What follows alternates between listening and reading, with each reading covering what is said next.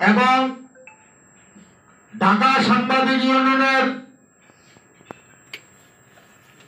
কোষাধ্যক্ষ খন্দকার আলমগীর হোসেন বক্তব্য নিয়ে আসছেন।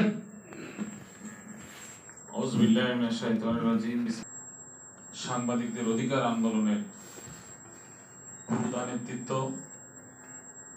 ঢাকা সাংবাদিক ইউনিয়নের সংগ্রামী সভাপতি জনাব মোহাম্মদ শহীদুল ইসলাম, উপস্থিত আছেন আমাদের ক্রাইম রিপোর্টারদের প্রতিকৃত আমাদের সাইদুর রহমান রিমন ভাই,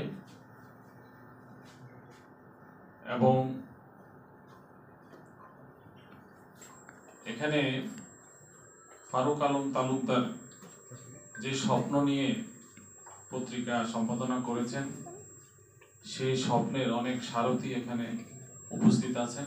অনেকগুলো পত্রিকার সম্পাদকরা এখানে আজকে উপস্থিত রয়েছেন।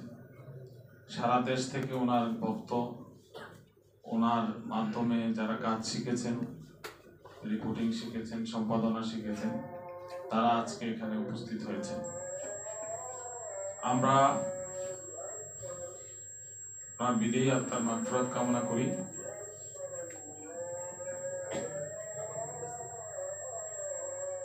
এবং শোক সন্তপ্ত পরিবারের প্রতি গভীর সমবেদনা জানাচ্ছি।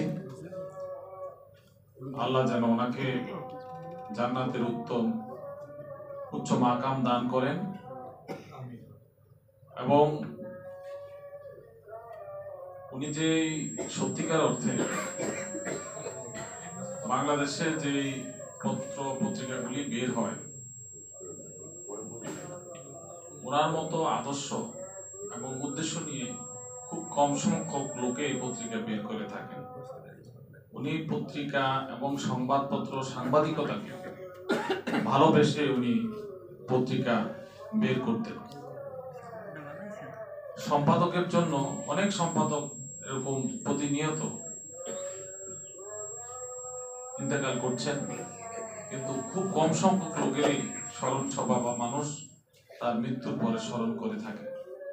উনি যে একজন ভালো মানুষ ছিলেন, ভালো সংবাদকর্মী ছিলেন, ভালো সম্পাদক ছিলেন, তার এটা একটা প্রমাণ।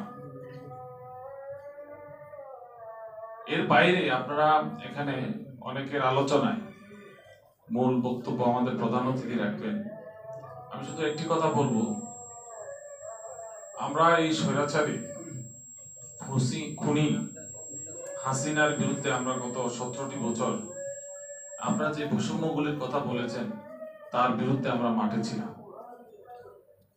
বাংলাদেশে যে প্রথম শ্রেণীর কথা বলেছেন, যে 20টি পত্রিকার কথা, তারা যে সার্কুলেশনটা দেখায়, তাদের যে পত্রিকার সংখ্যা যে দেখায়, একটি পত্রিকারও তাদের এই সংখ্যা ঠিক নেই। তাহলে কি দেখা যাচ্ছে, আপনারা যখন ওই নিচে যারা এই কষ্ট করে গয়না বিক্রি করে, জমি বিক্রি করে যারা পত্রিকাগুলি চালায়, সংবাদপত্রকে যারা টিকিয়ে রাখে, সাংবাদিকতাকে যারা টিকিয়ে রাখছে, আপনারা তখন আইন কানুন দেখাচ্ছেন। কই, আপনি তো 20টি পত্রিকা যখন এই কি বলে বৈষম্যমূলক যে সংখ্যা, তাদের একটি সংখ্যাও তো ঠিক নেই, তাহলে তাদেরকে আপনারা রেট দিচ্ছেন 4 লাখ 3 লাখ সার্কুলেশন দেখাচ্ছেন। কোথায় এই সার্কুলেশন? কিন্তু আপনারা আইন দেখাচ্ছেন এসে হচ্ছে এই ছোট পত্রিকাগুলি যারা সংবাদপত্রকে টিকিয়ে রাখছে। এই সংবাদপত্রগুলি হচ্ছে সাংবাদিক তৈরির কারখানা। এখান থেকেই সাংবাদিকরা কাজ শেখে, আস্তে আস্তে বড় পত্রিকা যায়। এই যে আমাদের এক ভাই আলোর জগতে ছিলেন, উনি এসে টেলিভিশনে গেছেন, এখান থেকে কাজ শিখে গেছেন, অন্য জায়গায় গেছেন। এই পত্রিকা, ছোট পত্রিকাগুলি হচ্ছে আমাদের বেসিক জায়গা। এখানেই আমাদের সাংবাদিকরা তৈরি হয়, সৃষ্টি হয়। তো আমরা এই সংগ্রাম করে যাচ্ছি এবং এই বৈষম্য, আমাদের প্রেসিডেন্ট, এই আমাদের অনেকগুলি কমিটি আছে, এই কমিটিগুলোর অনেকগুলো কমিটির আমাদের সম্মানিত সভাপতি, কমিটির সদস্য, আমরাও তথ্যমন্ত্রীর সাথে আমরা যখন দেখা করেছি, আমরা তখনও এই বৈষম্যগুলোর কথা বলেছি। অর্থাৎ মনিটরিং না থাকার কারণে এই বিজ্ঞাপন সেক্টরে চরম দুর্নীতি চলছে।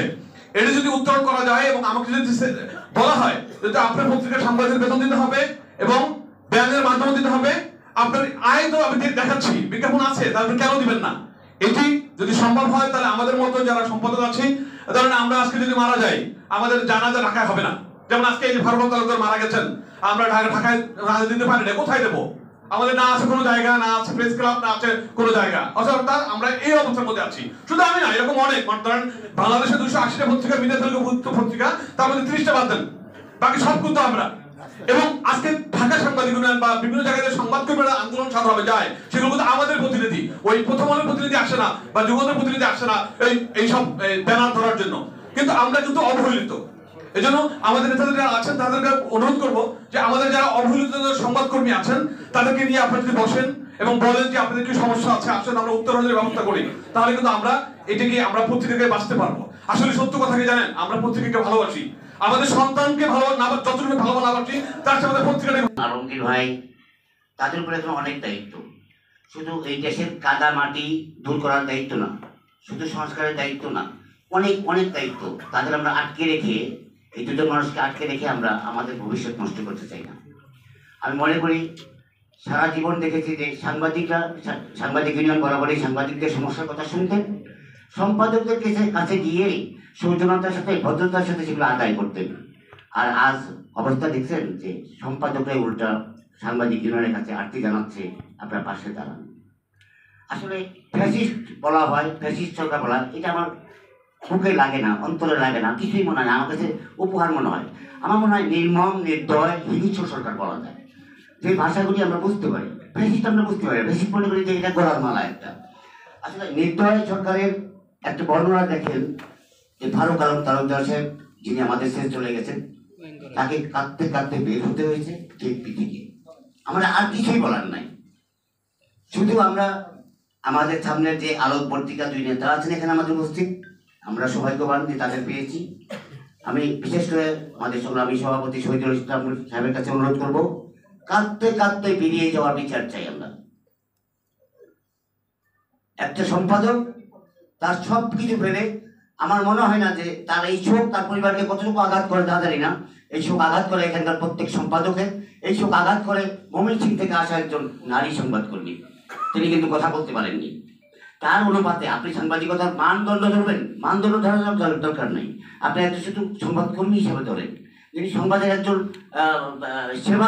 সেবক ধরেন, যিনি সংবাদ সেবা করার চেষ্টা করেছেন, সেই ময়মনসিংহের কোনো অযোগ্য এলাকায় হয়তো এই নারী সংবাদকর্মী, তিনি ভালো ভালো